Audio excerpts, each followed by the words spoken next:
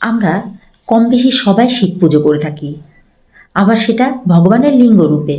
অথচ আমরা এটা কি জানি ভগবান শিবকে কেন লিঙ্গরূপে পূজা করা হয়? এক সময় ব্রহ্মা ও বিষ্ণুর মধ্যে তীব্র তর্ক শুরু হলো, কে শ্রেষ্ঠ, কে এই সৃষ্টির আসল অধিপতি। তর্ক এতটাই বাড়ল যে দেব লোক পর্যন্ত কেঁপে উঠল। ঠিক তখনই হঠাৎ আকাশ থেকে নেমে এলো এক অসীম অগ্নিস্তব, যার নেই শুরু নেই শেষ, চারিদিকে জল জল করছে তার অদ্ভুত আলোয়। ব্রহ্মা বললেন, আমি উপরে গিয়ে এর শেষ খুঁজে বের করব।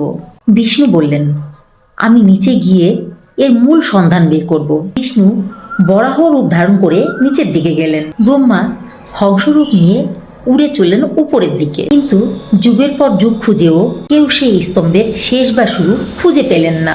শেষে তারা ক্লান্ত হয়ে ফিরে এলেন। তখন সেই অগ্নিস্তম্ভ থেকে প্রকাশ পেলেন স্বয়ং মহাদেব শিব।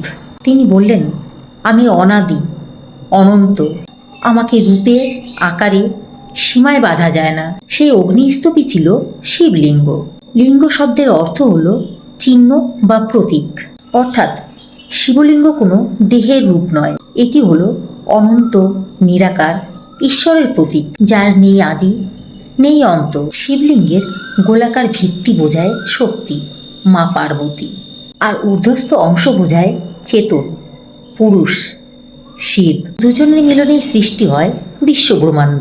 তাই শিবকে লিঙ্গরূপে পূজা করা হয়, কারণ তিনি শুধু একজন দেবতা নন, তিনি সৃষ্টির মূল শক্তি, নিরাকার ব্রহ্মের প্রতীক। এই কাহিনী আমাদের শেখায় অহংকার ভেঙে যায়, কিন্তু অনন্ত সত্য চিরকাল বিরাজমান। হর হর মহাদেব। বন্ধুরা, আমার এই ভিডিওটি তোমাদের কেমন লাগলো? যদি ভালো লেগে থাকে প্লিজ লাইক, কমেন্ট, শেয়ার করে পাশে থেকো, আর এই ধরনের নতুন নতুন ভিডিও তৈরি করতে আমাকে উৎসাহিত করো।